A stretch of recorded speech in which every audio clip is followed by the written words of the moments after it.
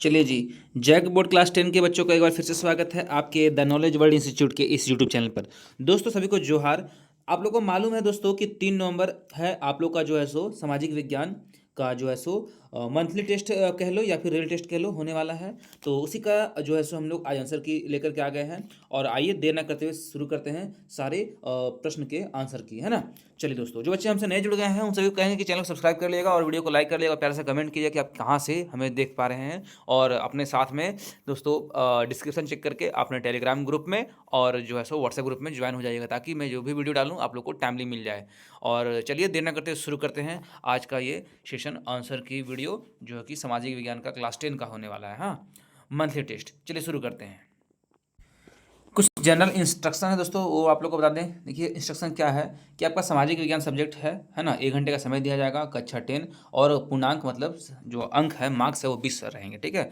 और 1 से 6 तक आपको जो है दोस्तों ऑब्जेक्टिव मिलने वाले हैं, बाकी सब्जेक्टिव मिलेगा, ठीक है। 12 क्वेश्चन करीब दिए हुए हैं। चलिए आइए देखते हैं सबसे पहला सवाल क्या है। देखिए क्या लिखा हुआ है, देखिए लेट नहीं करेंगे, है ना। जो भी क्वेश्चन है पॉइंट टू पॉइंट बात करेंगे और जल्दी खत्म करेंगे वीडियो को।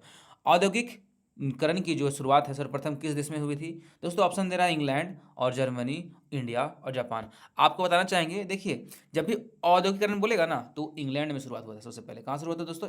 इंग्लैंड में। और इंग्लैंड कहाँ का जो दोस्तों कंट्री है? यूरोप का, यानी कि यूरोपियन लोग थे, है ना। यानी यूरोप का एक कंट्री है इंग्लैंड, वहाँ पे सबसे पहले जो है सो औद्योगिकरण का जो है सो शुरुआत हुआ था, ठीक है। आंसर ए कर लेंगे क्वेश्चन नंबर पहला का। सवाल नंबर 2 देख पा रहे हैं, क्या लिखा हुआ है कि सूती वस्त्र उद्योग के लिए भारत का कौन सा शहर प्रसिद्ध है। अहमदाबाद, जयपुर और अलीगढ़ और दिल्ली। दोस्तों आप लोगों को मालूम है कि सूती वस्त्र जो होता है उसका सबसे ज़्यादा उत्पादन जो है ना कहाँ होता है भारत का? अहमदाबाद। जी हाँ, अहमदाबाद हो इसका आंसर, ठीक है। आप लोग इसका आंसर ए कर लेंगे। सवाल नंबर 2 ओवर।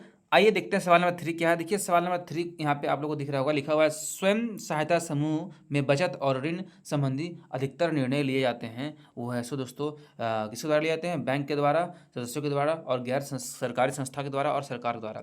देखिए आपको बता दें कि स्वयं सहायता समूह जो होते हैं ना, वो बचत और ऋण संबंधी जो अधिकतर निर्णय है सो वो सदस्यों द्वारा लिए जाते हैं। जो कि वो क्या है दोस्तों, सदस्य मेंबर लोग इसके जो होते हैं वही लोग इसका निर्णय लेंगे, डिसीजन लेंगे, ठीक है। इसको सरकार और बैंक और गैर सरकारी संस्था कुछ नहीं कर सकता है, ठीक है। सवाल नंबर 3 का आंसर बी हो जाएगा। आइए सवाल नंबर 4 देखते हैं। सवाल नंबर 4 देख रहे हैं क्या दोस्तों कि औरतों की जो है सो मुख्य जिम्मेदारी गृहस्थी चलाना है। बात सही है, यह एक धारणा बतलाती है। क्या बतलाती है? लैंगिक विभाजन और क्षेत्र विभाजन और सामाजिक विज्ञान और सामाजिक विभाजन और उपरोक्त सभी। देखिए औरतों का जो मुख्य काम होता है गृहस्थी चलाना होता है, ये एक धारणा है हमारे समाज की। तो ये क्या है? लैंगिक विभाजन बता रही है। जी हाँ, लैंगिक विभाजन बता रही है। और दूसरा क्या है? क्षेत्रीय विभाजन और सामाजिक विज्ञान और उपरोक्त सभी। तो इसमें जो है ना दोस्तों लैंगिक विभाजन तो है ही, यानी कि लिंग के आधार पे ये क्या है, एक तरह का समझ लिए कि धारणा लोगों के मन में है कि लड़कियां हैं, महिलाएं हैं तो घर को चलाएगी और पुरुष है तो वो बाहर जाएंगे कमाएंगे, है ना। और ये दूसरा सामाजिक विभाजन भी है। नहीं, सामाजिक विभाजन नहीं है, क्योंकि मतलब समाज का मतलब हिंदू मुस्लिम सिख ईसाई सब अलग अलग है, जात धर्म के नाम पे वो अलग हो गया। और क्षेत्र विभाजन मतलब कोई राज्य है, कोई जिला है, कोई गांव है, ये चीज़। अच्छा ठीक है, राइट आंसर इसका ए हो जाएगा। आप लोग बिंदास ए मार लो। क्यों मार लो? क्योंकि देखो लैंगिक विभाजन में ही इस तरह का जो है दोस्तों धारणा लोगों के मन में आ जाता है। लिंग के आधार पर भेदभाव वही होता है लैंगिक धारणा, है ना, लैंगिक विभाजन।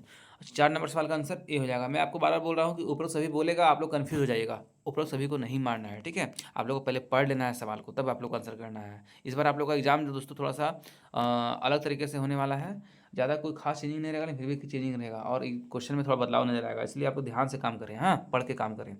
सवाल नंबर नेक्स्ट देख रहे हैं। सवाल नंबर 5 क्या है कि ₹1 का करेंसी नोट जारी जो है सो कौन करता है? रिजर्व बैंक ऑफ इंडिया और सेंट्रल बैंक ऑफ इंडिया और भारत सरकार वित्त मंत्रालय और भारतीय स्टेट बैंक। देखिए ₹1 का जो है ना करेंसी का नोट जो होता है ना दोस्तों, वो भारत सरकार या फिर वित्त मंत्रालय क्या करेगा? जारी करता है ना। 1 मिनट रुकिएगा। तो दोस्तों यहाँ आपको हम एक बात बताना चाहेंगे। देखिए बहुत सारे बच्चे क्या करेंगे, रिजर्व बैंक ऑफ इंडिया मार देंगे, जो कि हो जाएगा गलत। क्यों हो जाएगा गलत? ध्यान दीजिएगा। देखिए ₹1 का सबसे जो दोस्तों ₹1 का करेंसी जो है ना सबसे छोटा नोट है, ठीक है। और ये जारी करने की जो दोस्तों होती है प्रणाली, वो है सो भारत सरकार के द्वारा जो सो ये की जाती है ना। इसकी जो व्यवस्था है भारत सरकार के द्वारा होती है और ये वित्त मंत्रालय के द्वारा होता है। मतलब भारत सरकार वित्त मंत्रालय के द्वारा ही ₹1 का सिक्का, ₹1 का नोट जारी किया जाएगा। ये सबसे छोटा करेंसी है, ठीक है। बाकी सेंट्रल बैंक तो होगा नहीं। भारतीय रिजर्व बैंक जो क्या करती है दोस्तों, नोट छापती तो है, लेकिन ₹1 का करेंसी वाला जो नोट है सो जारी कौन करेगा? वित्त मंत्रालय, भारत सरकार वित्त मंत्रालय। जो कहना कहिए आपका ऑप्शन नंबर सी हो जाएगा, ठीक है। इसको आप लोग करेक्ट कर लीजिएगा। आइए सवाल नंबर 6 देखते हैं। 6 में क्या लिखा हुआ है दोस्तों, 2011 के जनगणना के अनुसार देश की आबादी में अनुसूचित जातियों का हिस्सा जो है कितना परसेंट था। देखिए सवाल बार बार रिपीटेड है, इसलिए वेरी वेरी इंपॉर्टेंट, इसको रख लीजिए। इसका आंसर हो जाएगा आंख मूंद के 8.6%। क्या हो जाएगा दोस्तों, 8.6%। ये ऑप्शन गलती हो जाएगा, सी और डी गलती हो जाएगा, option number B will be the right answer. Okay, चलिए सवाल नंबर चलते हैं 7 देख पा रहे हैं क्या है, लिंग अनुपात। लिंग अनुपात से आप क्या समझते हैं। 2011 की जनगणना के अनुसार भारत में सर्वाधिक लिंग अनुपात वाला राज्य जो है सो कौन है। ठीक है, आइए इसका आंसर हम लोग करते हैं। दोस्तों इसका आंसर समझिएगा कि लिंग अनुपात का जो अर्थ होता है ना, वो प्रति 1000 पुरुषों पर महिलाओं की संख्या जो होती है उसको बोलते हैं लिंग अनुपात। क्या बोलते हैं दोस्तों, प्रति 1000 पुरुषों पर महिलाओं की संख्या। ठीक है, और यह किसी देश या राज्य में पुरुषों और महिलाओं की संख्या का अनुपात दर्शाता है।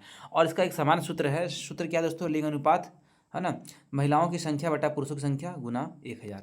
महिलाओं की संख्या ऊपर रहेगा, पुरुषों की संख्या नीचे रहेगा, और गुना 1000 कर देना है, आपका ये लिंग अनुपात आ जाएगा। और सवाल ये भी पूछा था ना कि 2011 के अनुसार जो है सो दोस्तों क्या था हमारे भारत में लिंग अनुपात और किस राज्य में सर्वाधिक था। देखिए यहाँ पे आंसर लिखा हुआ है कि 2011 के जनगणना के अनुसार भारत में जो लिंग अनुपात था 943 महिलाएं प्रति 1000 पुरुष पे थी। मतलब 1000 अगर मेल है, पुरुष है, तो उसमें फीमेल कितने थी, 943। ठीक है, चलिए, और भारत में सर्वाधिक लिंग अनुपात वाला जो राज्य है दोस्तों वो केरला माना है। ठीक है, केरला बोले तो केरल। ठीक है, इसमें 10,084 यानी 1084 महिलाएं प्रति 1000 पुरुष है ना। अब देख रहे हैं यहाँ पे क्या हुआ, महिलाएं बढ़ गई, पुरुष 1000 हो गए और महिलाएं 84 एक्स्ट्रा बढ़ गई, 1084 हो गई ना, इसलिए यहाँ पे सर्वाधिक लिंग अनुपात वाला राज्य माना गया है किसको, केरल को, याद रखिएगा। चलिए, ये आपका आंसर क्वेश्चन नंबर 8 का था। आइए देखते हैं नेक्स्ट क्वेश्चन क्या है। एक्चुअली में वो 8 नहीं था, 7 था ना, 7 क्वेश्चन नंबर हो गया। आइए आप लोगों को आप बताते हैं 8 में क्या होगा। ये भारत का पहला जूट मिल कब और कहाँ स्थापित की गई थी, है ना, बहुत ही आसान सा सवाल है। आइए इसका आंसर करते हैं। दोस्तों आंसर बहुत ही संक्षेप में हम यहाँ पे आप लोगों को दिखाने का प्रयास किए हैं कि भारत में सबसे पहले जो है ना जूट मिल सन 1855 में जो है सो रिसरा नामक स्थान पर स्थापित की गई थी, जो कि पश्चिम बंगाल के हुगली जिले में स्थित है। ठीक है, अब देख लीजिए पहले जूट मिल जो है सो कहाँ लगाई गई दोस्तों, हुगली नदी के आसपास पश्चिम बंगाल में। ठीक है, जहाँ का नाम क्या है, रिसरा, और स्थापना वर्ष क्या है, 1855। ठीक है, क्लियर हो गया होगा। चलिए बढ़ते हैं नेक्स्ट क्वेश्चन, क्वेश्चन नंबर देखते हैं 9 क्या है। देख पा रहे हैं सवाल नंबर 9 क्या है कि क्या कारण है कि बैंक कुछ कर्जदारों को कर्ज देने के लिए तैयार नहीं होते हैं, है ना, बहुत ही इंपॉर्टेंट सवाल है। चलिए सभी इंपॉर्टेंट है, याद रखिएगा। आइए करते हैं इसका आंसर। दोस्तों लिखा हुआ है ना कि बैंक कुछ कर्जदारों को जो है सो कर्ज देने के लिए तैयार नहीं होते हैं क्योंकि उनके पास जोखिम यानी कि रिस्क अधिक होता है या बैंक की शर्तों को पूरा नहीं कर सकते हैं। ठीक है, और इनके जो निम्नलिखित कारण है वो ध्यान दीजिए यहाँ पे क्या क्या है। देखिए पहला जो बनता है दोस्तों कारण कि बैंक क्यों कर्जा नहीं देता है, क्यों ऋण नहीं देता है बहुत सारे लोगों को। देखिए भुगतान करने की क्षमता ना होना। ठीक है, बोल रहा है यदि बैंक को लगता है कि कर्जदार के पास आय की अस्थायी स्रोत नहीं है और वह कर्ज वापस नहीं कर पाएगा, तो उस केस में जो है सो दोस्तों बैंक क्या करेगा, जो है सो ऋण यानी कि लोन नहीं देगा कर्जदार को। ठीक है, अगला देखिए क्या है पॉइंट बनता है कि जमानत या सुरक्षा का अभाव, है ना, जिन कर्जदारों के पास गिरवी रखने के लिए कोई संपत्ति या गारंटी नहीं होती है ना, उसे बैंक ऋण नहीं देता है। समझ में आ गया होगा। अगर आपके पास कोई संपत्ति नहीं है, कोई आपके पास जो है सो घर द्वार नहीं है, ज़मीन नहीं है, तो बैंक आपको लोन नहीं देगा। जानेगा कि इसको हम रिकवरी कैसे करेंगे, रिकवरी करने के लिए कोई संपत्ति ही नहीं है ना, इसलिए। सवाल इसका जो पॉइंट 3 है, क्या बोला जा रहा है कि पूर्व ऋण या ना चुकाने का इतिहास।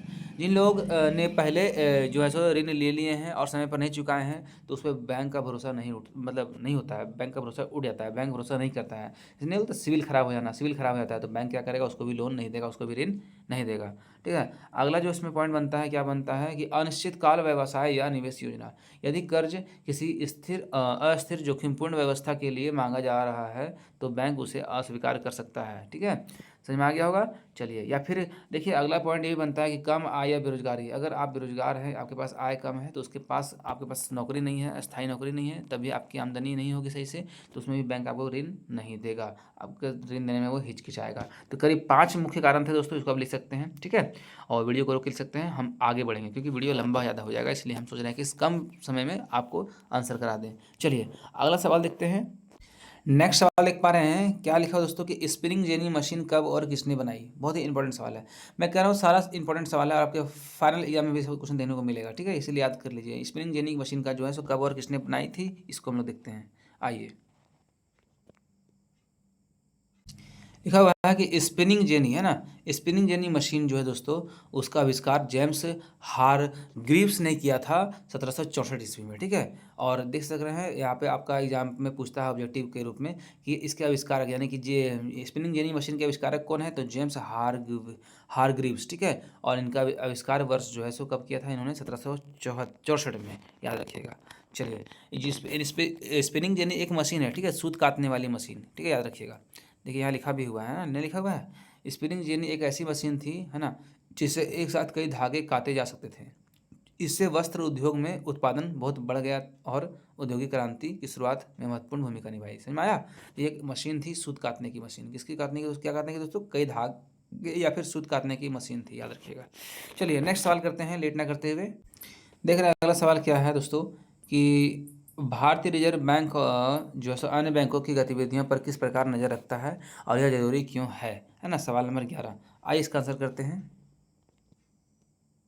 दोस्तों। समय है तो आंसर भी लिखने का प्रयास करें, क्यों पता है, क्योंकि सवाल थोड़ा सा लंबा आ गया है, लॉन्ग टाइप में, तो आंसर भी थोड़ा लॉन्ग जाएगा, ठीक है, ध्यान दीजिएगा। भारतीय रिजर्व बैंक, जिसको आरबीआई कहते हैं, देश का केंद्रीय बैंक है, ये सबसे सेंट्रल बैंक के नाम से जाना जाता है, याद रखिएगा, केंद्रीय बैंक है पूरा, है ना, भारत का, जो अन्य सभी बैंकों की गतिविधियों की क्या करता है, निगरानी करता है ना, सुपरविजन में रहता है हमेशा ये, ताकि देश के आर्थिक व्यवस्था पर जो है सो दोस्तों ये, है ना, स्थिर और सुरक्षित जो है सो बनी रहे। और यहाँ पे बोल रहा है कि आरबीआई जो है सो किस तरह बैंकों की गतिविधियों पर नजर रखता है, तो देखिए इसका पहला पॉइंट क्या है कि ये नियमन और नियंत्रण करता है, क्या करता है, रेगुलेशन एंड कंट्रोल।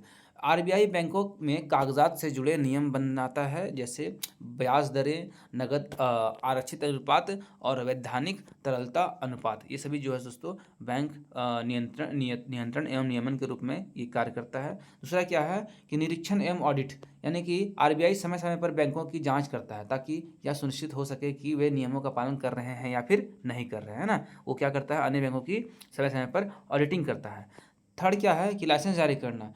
कोई भी बैंक तभी काम कर सकता है जब आरबीआई उसे लाइसेंस देता है, यानी आरबीआई के द्वारा दोस्तों प्रोवाइडेड लाइसेंस अगर कोई बैंक के पास है, तभी वो बैंक क्या करेगा, समाज में कार्य कर सकता है, अदरवाइज नहीं करेगा। यदि बैंक नियमों का उल्लंघन करे तो लाइसेंस रद्द भी किया जा सकता है। अगर मान लीजिए वैसा बैंक जिसको आरबीआई ने लाइसेंस दे रखा है और वो बैंक क्या कर रहा है, आरबीआई के दिशा निर्देश या फिर नियमों को नहीं मान रहा है, तो उसका लाइसेंस को भी जो है सो कैंसिल किया जाएगा, रद्द कर दिया जाएगा। तो कुल मिला के बात करें तो आरबीआई क्या करता है दोस्तों, सभी बैंकों का बैंक है ना। और आगे आप चलिएगा तो पढ़िएगा कि सभी बैंकों का बैंक जो होता है वो कौन होता है, आरबीआई होता है, ठीक है। और बैंकों का बाप भी कहता है किसको, आरबीआई को कहता है, यानी कि रिजर्व बैंक ऑफ इंडिया को कहता है। चलिए अगला देखते हैं पॉइंट क्या है, मुद्रा और ऋण नीति नियंत्रण, है ना। यानी कि आरबीआई यह तय करता है कि बैंकों को कितना ऋण देना चाहिए और ब्याज दरें कैसी हो, ताकि अर्थव्यवस्था में संतुलन बना रहे। बहुत सारे बैंक हैं हमारे भारत में, तो आरबीआई क्या करता है, कौन बैंक को कितना लोन दें वो तय करेगा ये, और किस रेट ऑफ इंटरेस्ट पे उनको लोन दें ये तय करेगा आरबीआई, ठीक है ना।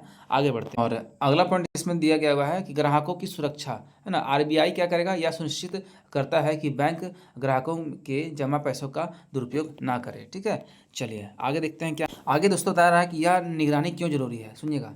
देखिए यह निगरानी जरूरी क्यों है, बैंकों में जनता के पैसों को सुरक्षा के लिए और आर्थिक स्थिरता बनाए रखने के लिए, है ना, और बैंकिंग क्षेत्र में अनुशासन और पारदर्शिता के लिए, और क्या दोस्तों, कर्ज प्रणाली में संतुलन बनाए रखने के लिए, है ना। इस तरीके से दोस्तों इस सब करने के लिए बैंक क्या करती है, आरबीआई क्या करती है, अन्य बैंकों पर नज़र रखती है, ताकि ये सभी कार्य हो सके, ठीक है। चलिए समझ में आया होगा उम्मीद करते हैं, और चलते हैं नेक्स्ट सवाल क्या है देखते हैं। आखिरी सवाल देख पा रहे हैं क्या लिखा हुआ है दोस्तों, कि स्पिनिंग जेनी मशीन पर ब्रिटेन के महिला कामगारों ने हमला करना शुरू कर दिया, क्यों। देखिए स्पिनिंग जेनी से सवाल पूछता है और इंपॉर्टेंट है फाइनल एग्जाम के लिए भी। स्पिनिंग जेनी का मशीन दोस्तों जो था ना, कपड़ा बनाने वाला, सूत काटने वाला मशीन, तो वहाँ पे महिला कामगारों ने हमला कर दिया उस पर, क्यों किया, आइए इसका आंसर जानने का प्रयास करते हैं। दोस्तों आखिरी प्रश्न है, इसका आंसर देखिए, सुनिएगा क्या है। ब्रिटेन की महिला कामगारों ने स्पिनिंग जेनी मशीनों पर हमला करना इसलिए शुरू किया क्योंकि इन मशीनों के आने से उनकी नौकरियां खतरे में पड़ गई थी, है ना। देखिए सबसे पहला कारण क्या है, रोजगार उनका संकट में था। स्पिनिंग जेनी एक ऐसी मशीन थी जो एक साथ कई धागे काट सकती थी। पहले जो काम कई महिलाएं करती थी, अब वह केवल एक व्यक्ति, है ना, एक मशीन से करा सकता है। इस प्रकार से महिलाओं का जो रोजगार है सो दोस्तों संकट में आ गया था। इस कारण से उन्होंने हमला किया था। दूसरा कारण यह भी था कि आय में कमी। मशीनों के उपयोग से हाथ से काम करने वाले मजदूरों की जो है सो आय घट गई। इस कारण से वे लोग क्या करने लगे, इसका जो है सो विरोध करने लगे, है ना, बड़े मात्रा में। देखिए, गरीबी और असुरक्षा। महिलाएं जो घरों या कार्यशालाओं में सूत काट कर अपना जीविका चलाती थी, उनका काम जो है सो पूरी तरह बंद हो गया। अब मशीन आ गया। अब मान लीजिए कि कई सारे, मान लीजिए सैकड़ों महिलाएं अपना हाथ से ये सूत काटती थी। अब मशीन आ गया। मशीन को क्या चाहिए, खाली एक ऑपरेटर चाहिए, और एक ऑपरेटर क्या करेगा, मशीन को ऑपरेट करेगा। बाकी देखिए, सैकड़ों महिलाओं का हाथ क्या किया, वो काट दिया। कई सारे लोगों का मतलब हाथ काटने का अर्थ ये है कि उनका रोजगार छीन लिया। अब बेचारी क्या करेगी, वे लोग गरीबी और असुरक्षा की ओर चली जाएगी, है ना। तो उन्होंने इस कारण से भी हमला किया। स्पिनिंग जेनी मशीन का काफ़ी बड़ी मात्रा में बढ़ चढ़ के विरोध किया। आप लोग पढ़े होंगे हिस्ट्री में। अगला क्या पॉइंट बनता है कि मशीनों का विरोध का प्रतीक माना, है ना, प्रतीक मानना। मजदूरों को लगा कि मशीनें उनके रोजगार छीन रही है, इसलिए उन्होंने मशीनों को तोड़ना या नष्ट करना शुरू कर दिया। वे लोग समझ चुके थे कि मशीन आया तो हमारा रोजगार छीन लेगा, हमारा काम छीन लेगा, हम लोग कमा नहीं पाएंगे, हम लोग भूखे रह जाएंगे, हमारे घर परिवार कैसे चलेगा। तो उन्होंने मशीन को तोड़ना शुरू कर दिया ताकि उनका रोजगार बचा रहे, है ना। इस कारण से महिलाओं ने स्पिनिंग जेनी मशीन का बढ़ चढ़ कर विरोध किया। ठीक है, अब आगे थोड़ा सा पढ़िएगा तो आपको संक्षेप में आंसर मिलेगा। क्या मिलेगा, ध्यान दीजिएगा कि ब्रिटेन की महिला कामगारों ने स्पिनिंग जेनी मशीन पर हमला किया क्योंकि इन मशीनों के आने से उनकी नौकरियां छीनने लगी और रोजगार का संकट उत्पन्न हो गया। इस संक्षेप में है। ठीक है, तो दोस्तों उम्मीद करते हैं कि आपको सारा क्वेश्चन समझ में आ गया होगा, और समझ में आया होगा तो आप एक लाइक ठोक देना, एक प्यारा सा कमेंट कर देना अपने नाम के साथ, और आप किस जिले से देख रहे हैं हमें आप जरूर कमेंट कीजिएगा। हाँ, आपके कमेंट का रिप्लाई करेंगे। और आप देखिए दोस्तों, नेक्स्ट पेपर क्या है उसका भी आंसर की हम लोग लाएंगे, है ना, हम ला रहे हैं जल्दी। तो आप लोग चैनल को सब्सक्राइब करके बेल आइकन दबा लीजिएगा, और अपना जो है सो व्हाट्सएप ग्रुप में और टेलीग्राम ग्रुप में जुड़ जाइएगा, ताकि मैं वीडियो शेयर करूँ ना तो आप लोग वहाँ टाइमली मिल जाए। चलिए दोस्तों, थैंक यू, और फिर मुलाकात आप लोग से होगी। सभी को जय हिंद, जय भारत, वंदे मातरम, सभी को जोहार अगेन।